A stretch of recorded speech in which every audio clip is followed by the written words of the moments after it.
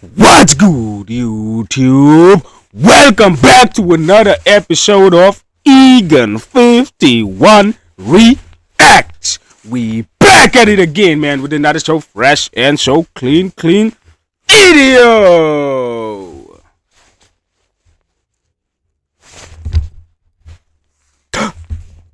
Got your ass. Today we got 7 minutes and 55 seconds of football conspiracy theories, man. Without further ado, man, let's check it out. Steven Gerrard's missed penalty. I'm gonna edit all that out, bro. Steven Gerrard's missed penalty. Steven Gerrard is a Liverpool and Premier League legend, but he wasn't always surrounded by world-class players. And between 2009 and 2013, The fuck was that?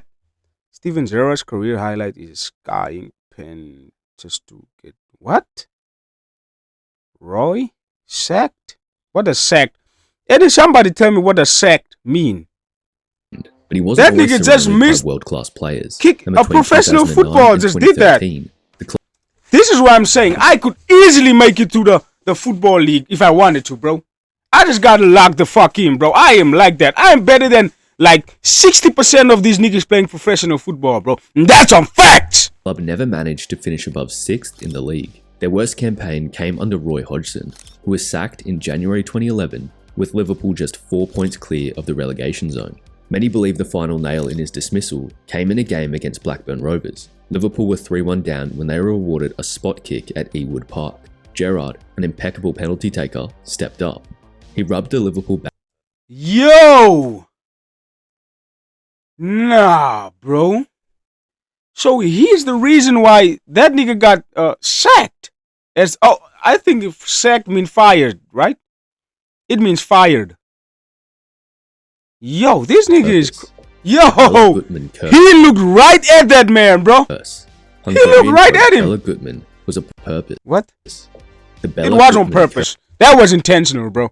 The Bella Gutman curse. Hungarian coach Bella Gutman was appointed Benfica boss in 1959, and in 1961, Benfica beat Barcelona 3-2 to win the European Cup. What? In 1960, That is fake. That is fake stats right there, bro. Benfica beat Barcelona. That is fake stats. I don't even know that team, In bro. 1962, they faced Real Madrid in the final, and once Wow! they were victorious. Look at that lucky goal, Riding bro. high after consecutive European Cups, Gutman requested a pay rise, but the club refused, and the justifiably Damn! angry Hungarian manager reportedly said, "Not in 100 years from now will Benfica ever be a European champion."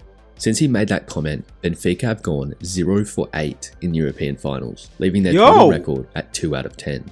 To prove that this is only a conspiracy theory, That nigga put Benfica a whole will have to curse win a on that team, continental bro. trophy before 2062, with the Champions League, Europa League, and Conference League all via Let's check it out, man. If they're gonna win a title before 2062, we're coming back to this video, man. curse breakers. So we'll just have to wait and see. If I'm still alive that time, Paulo bro. Dybala conspiracy.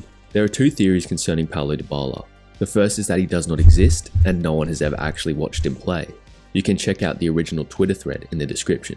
The more interesting theory The is fuck that do they Dybala mean by is that? Lionel I see him. Scaloni's son from the future, and he can't play because it will create a paradox, only intervening at crucial times, like blocking Mbappe's shot and scoring a penalty in the World Cup final.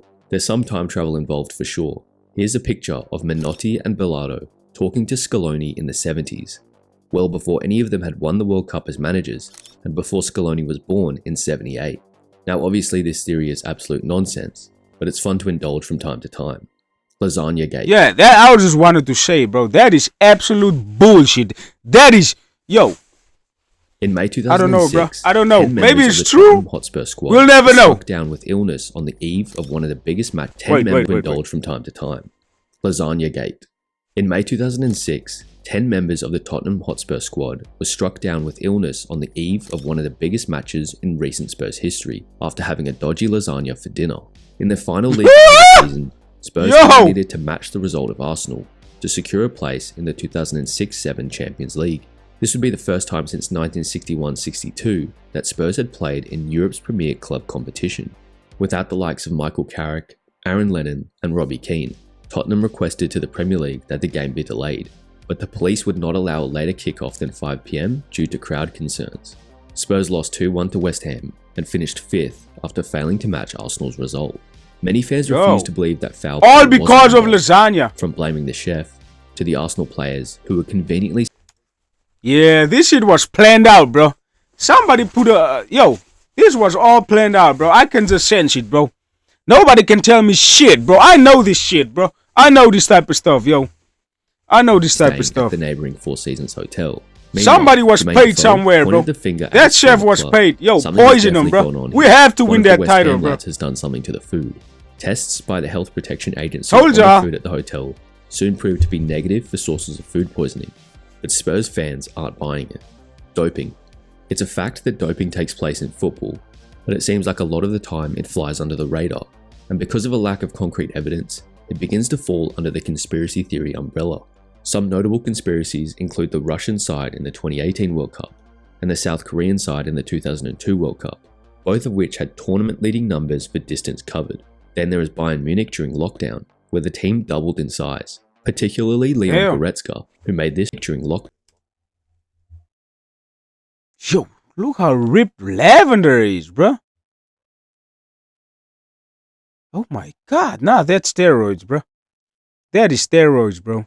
Down, where the team doubled in size, particularly Leon Goretzka, who made this transformation in just 4 months. Bribery. Wow! Again, it's a fact that corruption is rampant in football, but it's another area where concrete evidence is lacking, so accusations turn into conspiracies. From hot and cold lottery balls for the knockout draw, to every single World Cup bid ever, it's hard to argue it's a fair game. And there is no better example of this than the 2002 World Cup. Co-host South Korea seemed to have a helping hand during the tournament, which became obvious during their match against Italy in the round of 16. The ill-tempered encounter ended in 9 yellow cards, with 2 of those going to Francesco Totti, whose supposed dive led to a second yellow in extra time. But referee Byron Moreno's... I hate this type of refs, bro. These pushy-ass material refs, bro. How much do they get paid to do this shit, bro? Does somebody know, bro? Defense came just moments before when he ruled out a perfectly legitimate Damiano Tomasi goal for offside. South Korea won the game 2-1, and 9 years later, that same referee was sentenced to 2.5 years in prison for drug trafficking.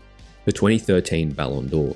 On the same night Cristiano Ronaldo scored a hat-trick to fire Portugal that is crazy work, bro. Finals in Brazil, FIFA confirmed that the voting procedure for the Ballon d'Or had been extended for another week, and there was also now the option to revise your decision. It was a trophy that many believed Franck Ribéry deserved, but in the end, the Frenchman finished 3rd on the podium behind Lionel Messi and the winner Cristiano Ronaldo. Fans believe that FIFA had a long... The fuck is that? I don't even know him. Why is it saying he deserved the Ballon d'Or over Messi and Ronaldo?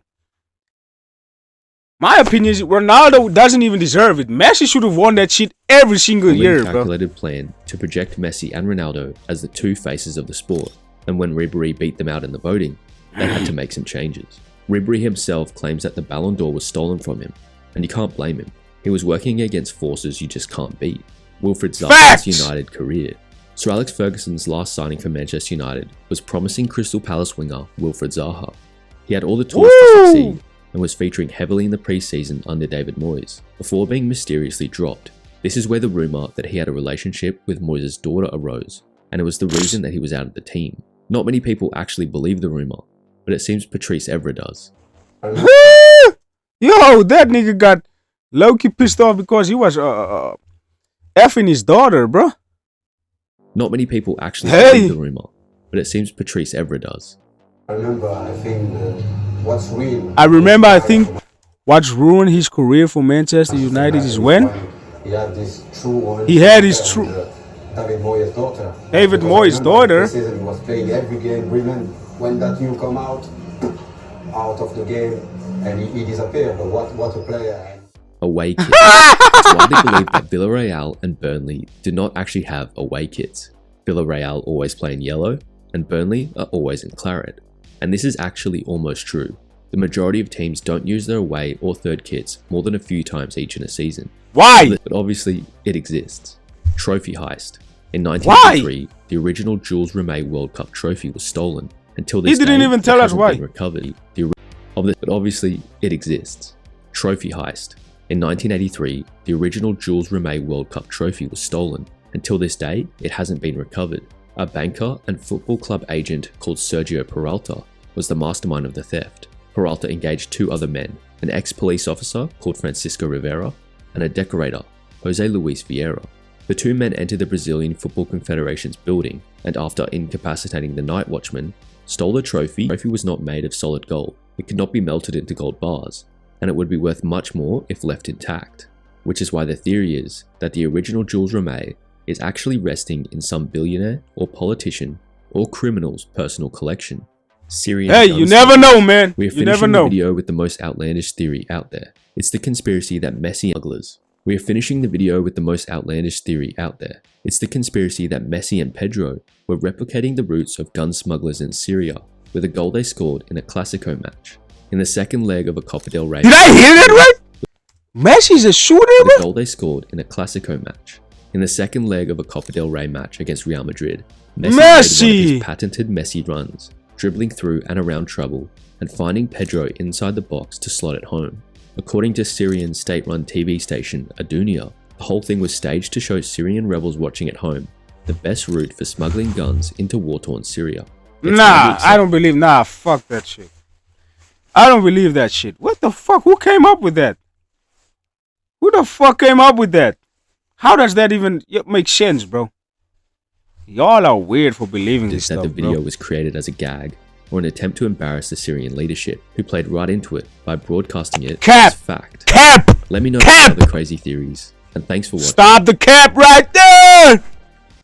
Hey, W video, man. This is some weird ass conspiracy theories, man. But I fuck with it, man. W vid, bro. Shout out to ball culture, man.